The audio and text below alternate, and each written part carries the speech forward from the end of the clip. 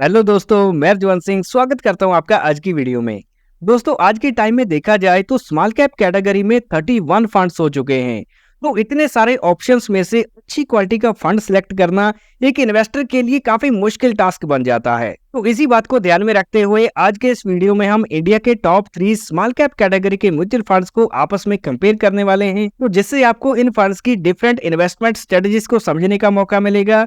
आप अपनी रिक्वायरमेंट के हिसाब से सही विकल्प चुन पाएंगे। तो दोस्तों, आज हम बंधन, एचडीएफसी एंड इन्वेस्को इंडिया के स्मॉल कैप म्यूचुअल फंड को आपस में कंपेयर करने वाले हैं और वीडियो के दौरान आपको ये बात समझ में आ जाएगी कि इनमें से कौन सा बेस्ट क्वालिटी का म्यूचुअल फंड है। तो वीडियो में स्टार्ट से लेकर एंड तक मेरे साथ जुड़े रहें ताकि कोई भी important point as a investor आपसे छूट ना जाए।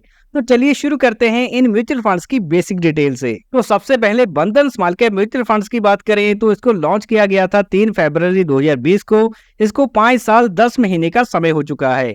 और इसके बाद बारी आती है एचडीएफसी के स्मॉल कैप की, जिसको 3 अप्रैल 2008 को लॉन्च किया गया था और इसका जो डायरेक्ट प्लान है वो 1 जनवरी 2013 को लॉन्च हुआ था। और तीसरे नंबर पे इन्वेस्को इंडिया के स्मॉल कैप फंड को 10 अक्टूबर 2018 को लॉन्च किया गया। तो 7 साल 2 महीने का ऐसे समय हो चुका है। तो तीनों में से हमें ज्यादा लंबा ट्रैक रिकॉर्ड देखने को मिल रहा है एचडीएफसी के स्मॉल कैप म्यूचुअल फंड का। इसके बाद बारी आती है इन्वेस्को की और लास्ट में बारी आती है बंधन स्मॉल कैप की।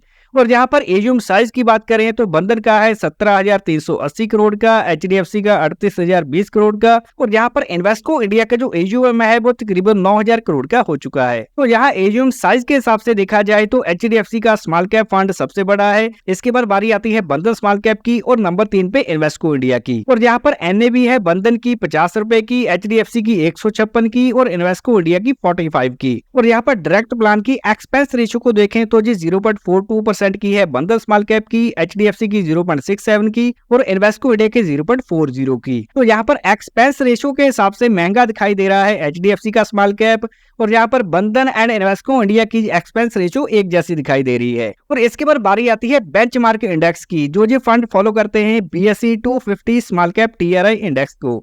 और यहाँ पर किसी भी प्रकार का लॉक इन पीरियड इन तीनों ही म्यूचुअल फंड्स में नहीं है। हाँ, लेकिन 1% का एग्जिट टोड एप्लीकेबल है बंधन एंड एचडीएफसी में। अगर 1 साल के अंदर अंदर की गई इन्वेस्टमेंट को रिडीम किया जाता है। और अगर हम इन्वेस्को इंडिया की बात करें तो 1 साल के अंदर अंदर अगर 10% से ऊपर की गई इन्वेस्टमेंट को रिडीम करते हैं तो 1% का एग्जिट लोड लगेगा। 1 साल के बाद किसी भी प्रकार का एग्जिट लोड नहीं है। और जब बारी आती है इन्वेस्टमेंट ऑप्शंस की तो तीनों में ही monthly SIP and lump sum investment option उपलब्ध है। और 500 रुपए से एसआईपी एंड 1,000 रुपए से लमसम इन्वेस्टमेंट यहाँ स्टार्ट करी जा सकती है। और दोस्तों, अभी हम खंगालने वाले हैं इन म्यूचुअल फंड्स के पास्ट रिटर्न्स को कि पिछले सालों में इन्होंने किस प्रकार का प्रदर्शन किया है अपनी कैटेगरी के मुकाबले। तो यहाँ पर अगर हम सबसे पहले 6 मंथ की बात करें तो बंधन स्मॉल कैप ने नेगेटिव में रिटर्न दिए -2.60% के, एचडीएफसी ने -1% के और माइनस में दिए हैं इन्वेस्को इंडिया ने 1.5% के। लेकिन नेगेटिव रिटर्न हमें कैटेगरी के दिखाई दे रहे हैं -3% के। और इसके बाद अगर हम 1 साल की बात करें तो तीनों ही म्यूचुअल फंड्स के जो रिटर्न है वो एक जैसे दिखाई दे रहे हैं 5.5% के। लेकिन इनके मुकाबले में कैटेगरी एवरेज के रिटर्न देखें तो तकरीबन 9% नेगेटिव में दिखाई दे रहे हैं। तो तीनों ने 1 साल के टाइम पीरियड में कैटेगरी से तो काफी बेहतर परफॉर्म किया है। और इसके बाद बारी आती है 3 साल के एवरेज ग्रोथ परसेंटेज की, जो कि बंधन की है 30% की, एचडीएफसी की है 20% की और इन्वेस्को इंडिया की तकरीबन 24.5% की। और वहीं कैटेगरी एवरेज निकल के आती है 18.5% की। तो 3 साल के टाइम पीरियड में सबसे बेहतर परफॉर्म किया है बंधन स्मॉल कैप ने। इसके बाद बारी आती है इन्वेस्को इंडिया की और लास्ट में बारी आती है एचडीएफसी के स्मॉल कैप की। और 5 साल की मीडियम टर्म में बंधन के एनुअलाइज रिटर्न रहे हैं 28.37% के, एचडीएफसी के 24.5% के और इन्वेस्को इंडिया के 28.5% के। तो यहाँ पर बंधन एंड इन्वेस्को इंडिया ने एक जैसा परफॉर्म किया है और एचडीएफसी के रिटर्न इनसे थोड़े कम दिखाई दे रहे हैं। और अभी हम कंपेयर करने वाले हैं 7 सालों के टाइम पीरियड को। तो यहाँ पर इन्वेस्को इंडिया ने रिटर्न बना के दिए 24.5% के और एचडीएफसी ने 20% के। तो 7 साल के टाइम पीरियड में भी इन्वेस्को इंडिया बेहतर रहा। और एचडीएफसी का जो स्मॉल कैप है जी काफी लंबा ट्रैक रिकॉर्ड रखता है। तो 10 साल की इसकी परफॉर्मेंस देखें तो 19.5% के एनुअलाइज रिटर्न निकल के आते हैं और कैटेगरी की एवरेज 16.5% की दिखाई दे रही है। तो ओवरऑल अगर देखा जाए तो short, medium and long term में तीनों म्यूचुअल फंड्स ने कैटेगरी से बेहतर किया है। और दोस्तों अभी हम एग्जांपल से समझेंगे कि 10 लाख की लमसम इन्वेस्टमेंट को 5 सालों में इन तीनों ही म्यूचुअल फंड्स ने कहां तक पहुंचाया है और कैटेगरी एवरेज के रिटर्न किस प्रकार के रहे। पिछले 5 सालों में बंधन स्मॉल कैप ने 10 लाख की लमसम इन्वेस्टमेंट को 34,85,000 तक पहुंचा दिया है और वहीं एचडीएफसी ने 32,26,000, इन्वेस्को इंडिया ने 34,84,000 और यहाँ पर कैटेगरी एवरेज के जो रिटर्न है वो रहे 28,53,000 के। तो यहाँ 5 साल के टाइम पीरियड में बंधन स्मॉल कैप सबसे आगे है, उसके बाद है इन्वेस्को इंडिया और लास्ट में एचडीएफसी का नाम आता है। लेकिन कैटेगरी एवरेज के मुकाबले इन तीनों ही म्यूचुअल फंड्स ने काफी बढ़िया रिटर्न जनरेट किए हैं। तो दोस्तों यहाँ तक हमने एनुअलाइज रिटर्न्स को स्टडी किया है और अभी हम फोकस करने वाले हैं रोलिंग रिटर्न्स की ओर। रोलिंग रिटर्न्स का मतलब है कि किसी भी म्यूचुअल फंड की परफॉर्मेंस के दौरान कोई भी 1 साल उठा लो, 2 साल, 3 साल या कोई 5 साल उठा लो कि इसने एवरेज कितने रिटर्न बना के दिए हैं। तो यहाँ पर आपके सामने डाटा अवेलेबल है। आप देख सकते हैं कि एचडीएफसी ने किसी भी 1 साल में रिटर्न दिए हैं 20% के, बंधन ने 31% के और इन्वेस्को इंडिया ने 25% के। तो 1 साल के टाइम पीरियड में बंधन ने काफी बेहतर किया है और 3 सालों की जब हम बात करते हैं तो यहाँ बंधन स्मॉल कैप सबसे आगे है, उसके बाद है इन्वेस्को और लास्ट में बारी आती है एचडीएफसी की। लेकिन अगर 5 साल के टाइम पीरियड में देखें तो यहाँ पर सबसे बेहतर रहा है इन्वेस्को इंडिया, उसके बाद है बंधन और लास्ट में आता है एचडीएफसी का स्मॉल कैप। और ओवरऑल अगर हम कंपैरिजन देखते हैं तो तीनों ही म्यूचुअल फंड्स ने कैटेगरी एवरेज से बेहतर किया है। और अब बारी आती है मार्केट कैप वाइज एलोकेशन की। तो जिस स्मॉल कैप कैटेगरी के म्यूचुअल फंड्स हैं 65% तो केवल इनको स्मॉल कैप में ही निवेश करना पड़ता है।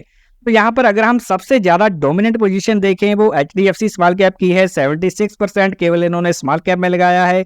इसके ऊपर बारी आती है बंधन स्मॉल कैप की जिसने तकरीबन 70% और यहाँ पर लास्ट में इन्वेस्को इंडिया ने फोकस किया है 64% केवल स्मॉल कैप कंपनीज में। और यहाँ पर हमें डिफरेंट इन्वेस्टमेंट स्ट्रेटेजी दिखाई दे रही है इन्वेस्को इंडिया की, जिसने स्मॉल कैप के साथ साथ मिड कैप में भी अच्छा एक्सपोजर लिया है 25% का, जो कि हमें कैटेगरी एवरेज से अलग दिखाई देता है। और दोस्तों अब हम देखने वाले हैं कि सेक्टर वाइज इन तीनों ही म्यूचुअल फंड्स ने कहां ज्यादा फोकस किया है। तो सबसे पहले एचडीएफसी की बात करें तो सर्विसेज सेक्टर पर 20%, फाइनेंशियल पर 12.5%, हेल्थ केयर तकरीबन 12% और कैपिटल गुड्स में भी 10.5% की एलोकेशन रखी गई है।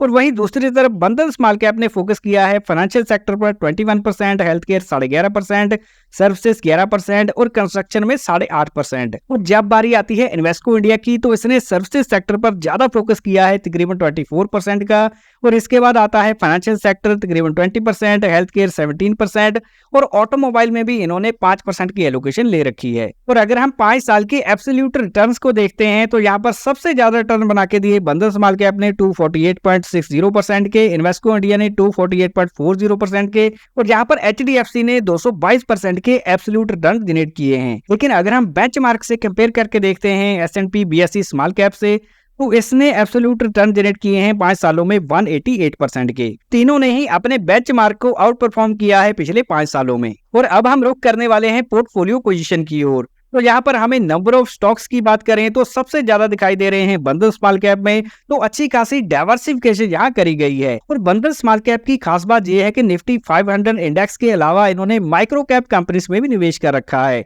और यहाँ पर एचडीएफसी की बात करें तो टोटल 83 स्टॉक्स हैं और इन्वेस्को इंडिया में 64 हैं।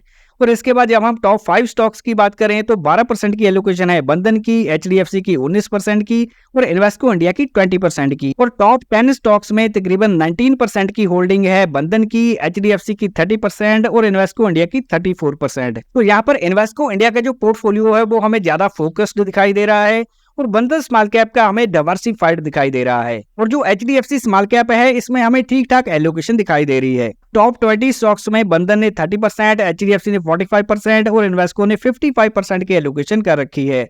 और जब बारी आती है पोर्टफोलियो के टर्नओवर रेशियो की कि 1 साल में फंड मैनेजर्स कितने ज्यादा चेंजेस कर देते हैं, जो कि पोर्टफोलियो में स्टेबिलिटी को दर्शाता है। जितनी कम टर्नओवर रेशियो होगी उतना पोर्टफोलियो स्टेबल होगा। तो यहाँ पर बंधन की टर्नओवर रेशियो 52% की है, एचडीएफसी की 11% की और इन्वेस्को इंडिया की 29% की। तो एचडीएफसी का जो स्मॉल कैप फंड है इसमें स्टेबिलिटी काफी ज्यादा दिखाई देती है, बहुत ही कम बाय एंड सेलिंग करी जाती है, लॉन्ग टर्म इन्वेस्टिंग पर इनका फोकस है। और इसके बाद बारी आती है इन्वेस्को इंडिया की और यहाँ पर हमें बंधन स्मॉल कैप का जो टर्नओवर रेशियो है वो सबसे ज्यादा दिखाई दे रहा है। और अगर हम वैल्यूएशन के हिसाब से देखें तो प्राइस टू अर्निंग रेशियो है बंधन स्मॉल कैप की 19 की, एचडीएफसी की 23 की और इन्वेस्को की 38 की। तो बेंचमार्क की अगर हम प्राइस टू अर्निंग रेशियो देखें जो 31 की है और कैटेगरी एवरेज 33 की है। तो अपने बेंचमार्क एंड कैटेगरी एवरेज के मुकाबले जो बंधन है वो हमें अंडर वैल्यूड दिखाई दे रहा है और दूसरे नंबर पे जो एचडीएफसी है वो भी रीजनेबल प्राइस दिखाई दे रहा है।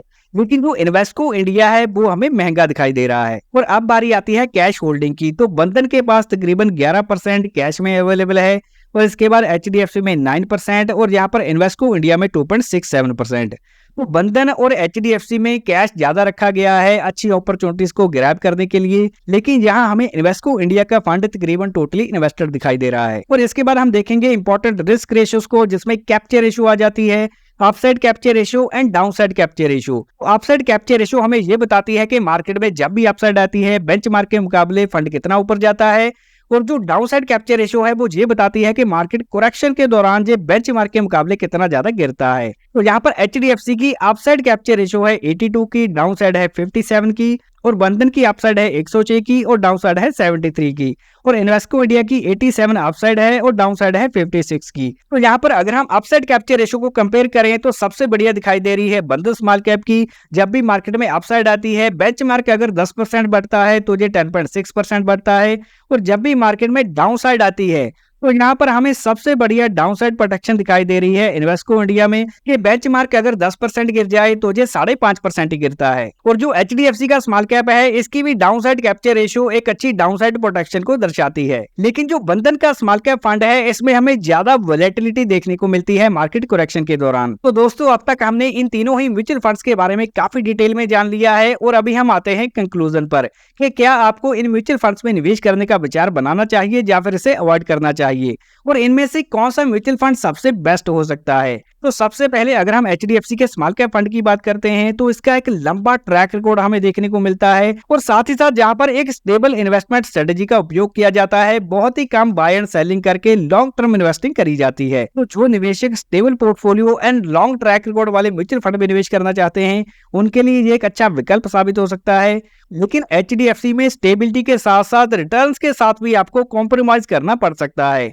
और दूसरे नंबर पे अगर हम बंधन स्मॉल कैप की बात करते हैं तो यहाँ पर हमें वॉलेटिलिटी देखने को मिलती है मार्केट करेक्शन के दौरान, लेकिन इसने रिटर्न्स भी काफी बेहतर जनरेट किए हैं पिछले 5 सालों में। तो जो एग्रेसिव कैटेगरी के इन्वेस्टर हैं उनके लिए ऐसा म्यूचुअल फंड अच्छा विकल्प साबित हो सकता है। और तीसरे नंबर पे इन्वेस्को इंडिया के फंड में हमें एक अच्छी डाउनसाइड प्रोटेक्शन देखने को मिलती है मार्केट करेक्शन के दौरान, और साथ ही साथ इसमें एक अच्छी पोर्टफोलियो स्टेबिलिटी भी दिखाई देती है। तो अगर आप एग्रेसिव कैटेगरी के इन्वेस्टर हैं और अच्छे रिटर्न्स एक्सपेक्ट करके चलते हैं तो यहाँ पर बंधन स्मॉल कैप सबसे बढ़िया ऑप्शन दिखाई दे रहा है। और अगर आप पोर्टफोलियो स्टेबिलिटी के साथ साथ अच्छे रिटर्न्स भी एक्सपेक्ट करते हैं तो यहाँ पर आपके लिए इन्वेस्को इंडिया का फंड एक अच्छा ऑप्शन साबित हो सकता है। तो सभी पैरामीटर्स को ध्यान में रखते हुए इन तीनों में से सबसे बेस्ट फंड दिखाई दे रहा है बंधन का स्मॉल कैप फंड। तो दोस्तों ऐसे म्यूचुअल फंड्स में इन्वेस्ट करने से पहले आपका जो रिस्क प्रोफाइल है वो एग्रेसिव होना चाहिए और कम से कम 5 से 10 साल का इन्वेस्टमेंट होराइजन होना चाहिए। तो इन सभी बातों को समझने के बाद आप ऐसे म्यूचुअल फंड्स में निवेश करने का विचार बना सकते हैं।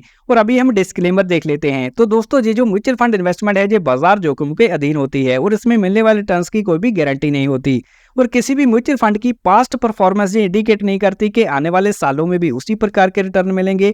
और हमारे द्वारा किसी भी इन्वेस्टमेंट स्कीम को प्रमोट नहीं किया जाता, क्योंकि हमने ये वीडियो बनाया है केवल एजुकेशन पर्पस के लिए। कोई भी इन्वेस्टमेंट करने से पहले अपने फाइनेंशियल एडवाइजर से कंसल्ट करें और इन्वेस्टमेंट से रिलेटेड सभी डॉक्यूमेंट्स को ध्यान से पढ़ें। और अगर ये वीडियो जानकारी से भरपूर लगा हो तो इसको लाइक जरूर करें, दोस्तों के साथ ज्यादा से ज्यादा शेयर करें। वीडियो पूरा देखने के लिए मैं रिजवान सिंह आपका धन्यवाद करता हूँ। मिलते हैं अगले वैल्यूएबल वीडियो में।